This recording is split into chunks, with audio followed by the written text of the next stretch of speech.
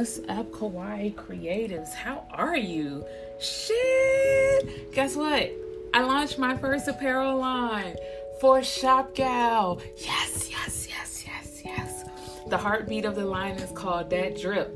And literally, because it's about, like, it's drips and stuff. Anyway, you can actually go to www.littleinkplay.shop.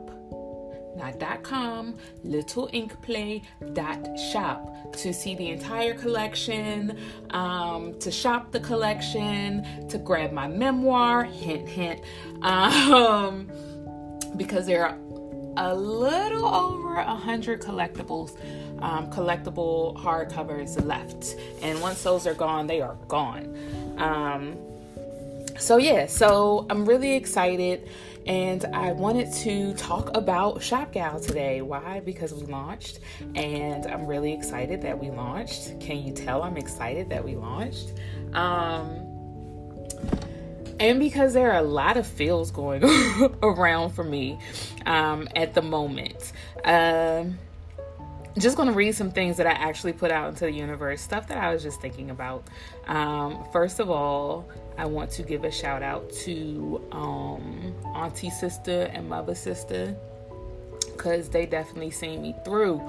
And in the most amazing way. You know, it's funny how it takes a lot where you bump heads and you know that there's magic to happen. But it's one of those things where it's like,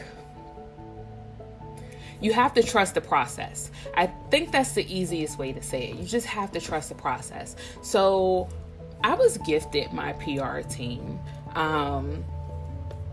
by my homeboy Chuck Keys. Keys opens doors.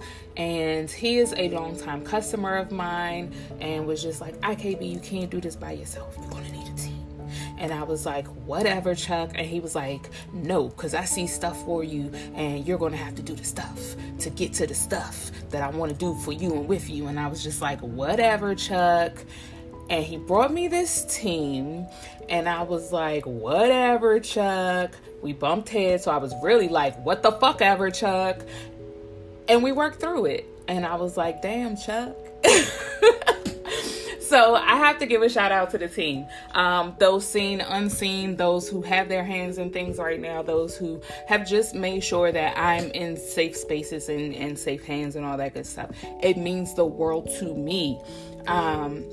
So on Facebook, I was chatting in Black Fashionista group. Hold on.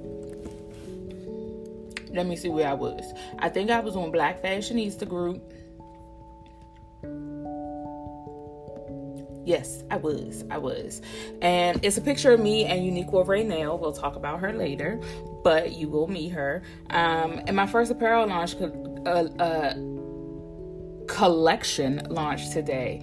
And all I could think was when I was about to just post pictures and just be like, hey guys, it just kind of came out that, you know, all I could think is I've lived my life on autopilot.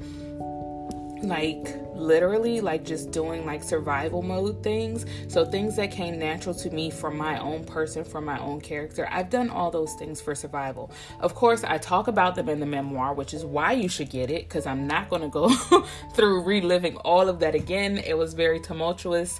I've definitely healed from some stuff, but don't mean that revisiting it feels good. Anyway, I've lived my life that way. So it's like autopilot survival mode. And I feel like when I came into Kawaii life, when I started actively being a participant, a spokeswoman of Kawaii lifestyle and just, you know, living my best sensational Kawaii life, I feel like that was, a friend calls it reaching for the light.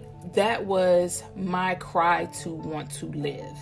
I don't know if I've ever shared with you guys, but I am a manic depressive person, aka bipolar.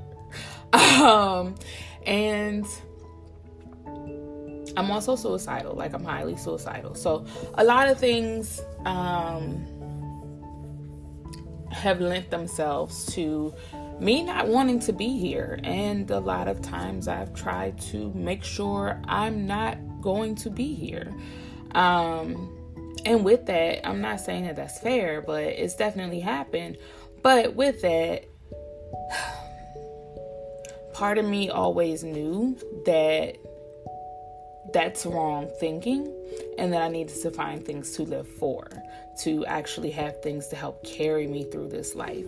Kauai has afforded that for me, because it's all the things that I love. It's all the things that help me trigger happy. It's all the things that help me kind of manage and actually navigate through life. We talked about hiding in plain sight in the second visual diary, and in that, I was pretty much telling you how I use J-Fash and how I use certain things as a hard stop. Like, I will choose to engage you. You need not consider engaging me. And I like it that way. Those are like safe boundaries for me. So I found, and I've been able to create safe boundaries in Kauai life where I can actually navigate, where I can actually go around socially. And it may sound weird at 40 years old to talk about these things, but again, a lot of things you do on autopilot. In art, you tend to do the best things. You tend to do and study traditional art first. So you study realism, you learn all the boring things, perspective, you do art history, all of these traditional things. And then as you come to a peak, then you deconstruct it. That's where I am. I've come to a peak, and I'm deconstructing all the things that I've already been able to do, more so that I can place them and use them intentionally going forward. Nothing is going to be chucked. A lot of the things that I've done on autopilot are from my character. So there's that. So I'm pretty excited about it. A lot of these thoughts may be repeated. I apologize in advance. But from my fan page, I was talking even more. And I was thinking about, it's funny because every time I post somewhere, it seems like my brain goes to a different thought pattern or thought processes, maybe in the same lane, but a different mood, different feeling, whatever. So here I was talking about what came out was how ecstatic I am, because literally my memoir pages are coming to life. And even more, I'm in awe of the fact that I have a clear vision of where I want to go, of where I'm going, not want to go, like literally of where I'm going. I have a clear vision, and it amazes me that a lot in life, a lot of things I never saw these things in the hand that I've been dealt. It wasn't a super bad hand that I've been dealt, but it definitely wasn't the easiest. I talk more about my Blackness, and because most of what I want to be known for is actually redefining Blackness through tattoos and Japanese street fashion. So I talk about redefining my Blackness and how my Blackness may zag while others will zig. So while the masses of Black people are doing some of the same things that help society accept us as Black people, I'm more of like the zag part where I'm like, nah, fuck that. I'll be over here doing this great shit. And that's because I feel like a lot of times when it comes to the idea of Blackness as it relates to other cultures and what they perceive of Black culture, that a lot of those things become really boring and monolithic. That there's a very mundane idea of what Black people are, of what Black culture is. And I'm like, nah, fam, we not basic. We not basic, not even a little bit. So I'm embracing that I have zero fucks to give. I paid my dues, remember that peak, and now I can deconstruct that shit and do what I want. I want me, my services, my products, and my content to be known for unconventionally, and I put "un" in parentheses because we just talked about it, unconventionally redefining Blackness through tattoos and Japanese street fashion.